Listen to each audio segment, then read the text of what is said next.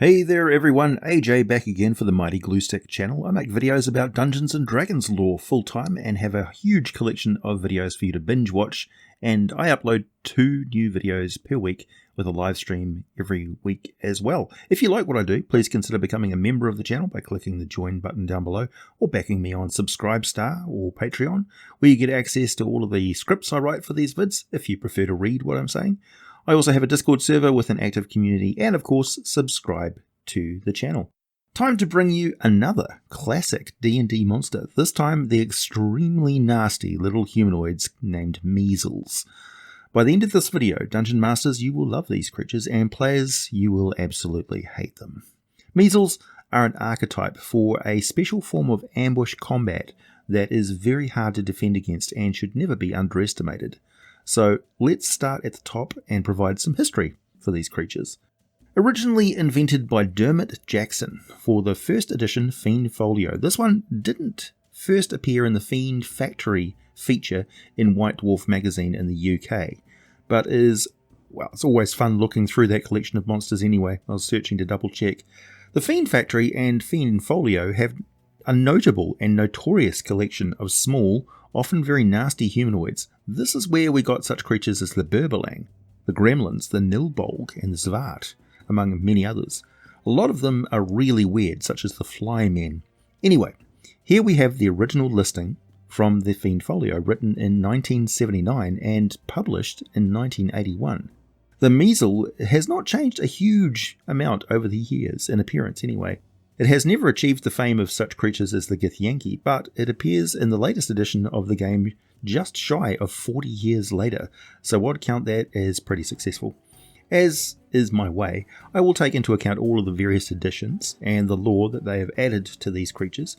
Though the 4th edition lore is typically too divergent to add it in seamlessly, I'll do my best in this case. Meazels are not just sneaky little thieves and murderers of the civilized races, they are also a traditional enemy of orcs and kobolds, particularly in the caves and caverns of the remote mountains and the upper reaches of the Underdark. But Meazels are more widespread than most people are aware of, and a lot of small tribes of them lurk about in dismal swamps and marshes. They're not particularly fussy about the climate, but they do favour wet, dank conditions. The flooded caverns blooming with dense fungus grottos and the thick reeds and mires of remote swamps are where they feel the most at ease. And you can see, if you ever examine one of them close up, that their feet are partially webbed and almost as frog-like as a bullywug. Bullywugs hate the Meazels, as do most other creatures, as the Meazels have a terrible reputation for sneaking up and murdering everyone. They don't seem to want or need any allies at all. The only very rare exception to this would be when they become somehow involved in a cult dedicated to an evil power, which has promised them either more murder, more meat, more trinkets, or to cure them of their wretched appearance. And in those cases, they may actually be seen by and not attack other creatures, who are also cultists of that evil power.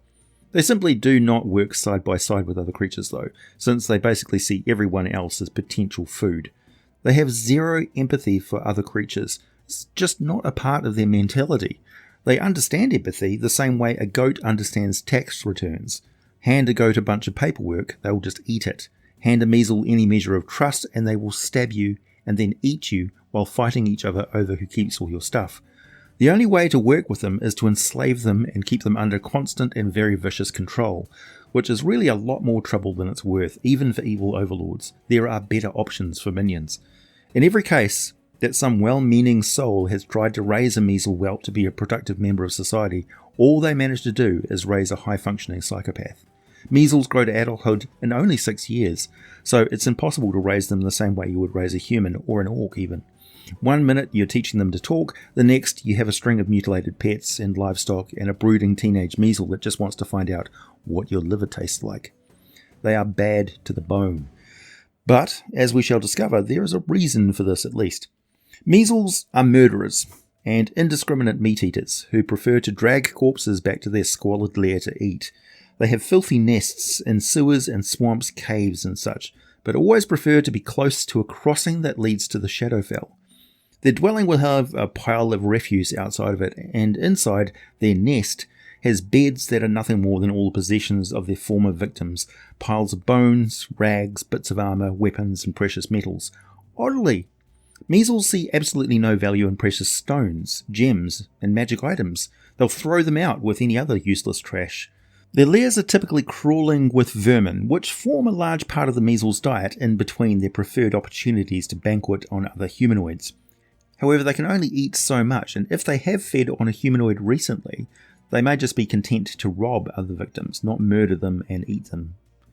Meazels are not as small as they first appear, thanks to their hunched posture and habit of sneaking around with that shifty, skulking gait. Standing upright, they're not that much smaller than a human, but they are very lean and feral, with skin that is rough and ranges from light grey to a deep olive green in colour, marked here and there by angry red patches of blisters and sores, which is how they get their nickname. Meazels have black hair, thick and wiry, jutting out from their head. It's rank and it stinks and frames their pinched and triangular face, dominated by their jet black eyes set in narrow slits that gleam as if they're cut from black marble. The mouth is thin and angular, vanishing almost completely when closed, but opens to reveal a frightening array of needle-like teeth. Meazels have their own common language that sounds like guttural hissing. Most can also speak the common tongue of civilized races in their area. They have 3 sub-races, or breeds I guess you could say, but this is only because certain populations of them have been isolated in different environments for such a long time that they rarely meet and interbreed anymore. So you have the swamp Meazel, the Underdark Meazel, and the cave or sewer Meazel. There's very few differences between them other than skin colour. However, we can't ignore the impact that 4th edition lore has had on the current state of the Meazel in 5th edition, as we find them listed in Mordenkainen's Tome of Foes. So, taking a look at the 3rd monster manual for 4th edition, the lore there says, and I quote, "In ages past, a plague wreaked havoc across an isolated human city. Terror and rage engulfed the residents as riots and fires flared out of control. Just when all seemed lost, a soothing voice was heard in the ears and minds of the city's panicked people. Your gods have fled this place. The spirits of the world no longer walk your streets. Your mages' spells have failed you. In your hour of need, I alone hear your pleas." To the wretched victims, this apparition made a simple bargain. In exchange for their fealty, the people of the city would enjoy limitless food, and the plague would cause no more deaths. History does not record whether these doomed folk made any effort to discover the true nature of their would-be saviour, or whether they were just too desperate to care. In the end, however, they struck a pact with Baalzebul, Duke of Melodamni, the 7th Hell. In their desperation to survive, the folk of the city became the first Meazels. They were not slain by the plague, as Baalzebul had promised, but instead were stricken with the weeping sores and endless hunger that were its hallmarks. The Meazels found that the food they formerly ate did not nourish them anymore. In search of the limitless food Baalzebul had promised, they left their city for the wide world, where they soon discovered that the flesh of sentient humanoids was the only thing that could nourish their ravening appetites. And indeed, it's a limitless food source. The big change was to provide them with a supernatural element, but this was not a link to the Shadowfell back then, rather just an Archduke of Hell tying their origin story up with ancient fell magic. 5th edition has once more shrouded their origin in mystery, and at the same time concentrated on and greatly enhanced their theme of skulking in and out of darkness, including the plane of darkness, decay and despair, the Shadowfell. So let's take a look at that and their current state of affairs. Driven by dismal emotion over their diseased appearance and gnawing hunger for humanoid flesh, many Meazels were drawn into the dark embrace of the Shadowfell, and were warped and twisted further by its transformative properties. They can be encountered there or on the borders of the Shadowfell, and these days on the world of Toril, many can be found in the vast swamp in the eastern border of Cormyr. And they infest the sewers of a few cities. Westgate, for example, is known to suffer their predations. Meazels are a challenge rating 1 neutral, evil, medium-sized humanoid ambush predator. They have a natural armor class of 13 and between 18 and 90 hit points. They have a speed of 30 feet per round and are fairly puny, but have a dexterity of 17. In dim light or darkness, they can hide as a bonus action and have dark vision out to 120 feet. Traditionally, Meazels attack with their clawed hands, +5 to hit one target inflicting 1d4 plus 3 slashing damage, but in 5th edition they attack using either a filthy and jagged short sword, +5 to hit and doing 1d6 plus 3 piercing damage, as well as an extra 1d6 necrotic damage, or they will attempt to use their garrote cord to strangle an enemy of medium size or smaller. They're famous for this. There are none of the former restrictions on this garrote attack, so the Meazel doesn't have to attack from stealth and from behind the victim. The garrote grapple attack is +5 to hit, does 1d6 plus 3 bludgeoning damage on the first round. Then the target must try to escape the grapple with a DC 13 escape skill check with disadvantage. Otherwise, they take 2d6 plus 3 bludgeoning damage, and at the start of each of the Meazels' turns, they take that damage again until they break free. This grapple takes all of the Meazels' efforts, obviously, and they can't attack anyone else while grappling the victim. What makes Meazels so dangerous is their Shadowfell power to teleport into an unoccupied location up to 500 feet away.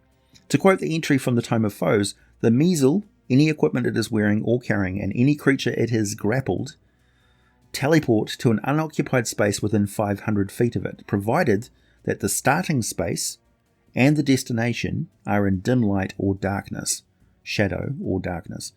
The destination must be a place the Meazel has seen before, but it need not be within line of sight. If the destination space is occupied, the teleportation leads to the nearest unoccupied space. Any other creature the Meazel teleports becomes cursed by shadow for 1 hour. Until the curse ends, every undead and every creature native to the Shadowfell within 300 feet of the cursed creature can sense it, which prevents that creature from hiding from them. Now, I'm not entirely sure whether the Meazels are natives of the Shadowfell. If you rule that they are, this means that the cursed victims can't hide from the Meazels.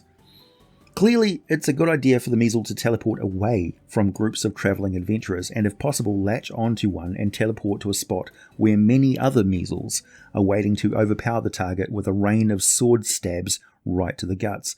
Less like combat and more like they're butchering the meat before the person is actually dead. So by the time the other members of the party figure out where the screams are coming from, all that's left is a huge pool of blood and a pile of fresh guts on the ground. You see, although the shadow teleport ability of each Meazel needs to recharge at the start of the round with a roll of 5 or 6 on a 6-sided die, a group of Meazels can teleport a body, living or dead, for a great distance back to their lair, but just by teleporting in a relay. Also, there's nothing preventing a Meazel from grappling a victim, teleporting right up to a precipice ledge, landing and grabbing onto it with its clawed and webbed feet, while the victim, reappearing in mid-air, just plummets up to a few hundred feet to the ground down below. The Meazel just drops the garrote cord. The Meazels don't care if the meal is full of smashed bones and perforated organs. It still tastes the same. Really, the only thing the Meazels need those filthy, rusty short swords for is hacking up the body to make it easier to carry, and then carving out their meals from it later. I think if a character does get wounded with the claws or the sword of a Meazel, there should be a very good chance they contract an infection of filth fever. So there you go. A contemptible, nasty little creature that can very seriously threaten a party of adventurers who are not prepared to travel great distances very quickly. Please hit the like button if you made it this far. Subscribe if you like what I do. Check out my Subscribestar or Patreon links for all the full scripts for these videos. Buy some Teespring merchandise. Wear your geek with pride, and as always, thanks for listening, and I'll be back with more for you very soon.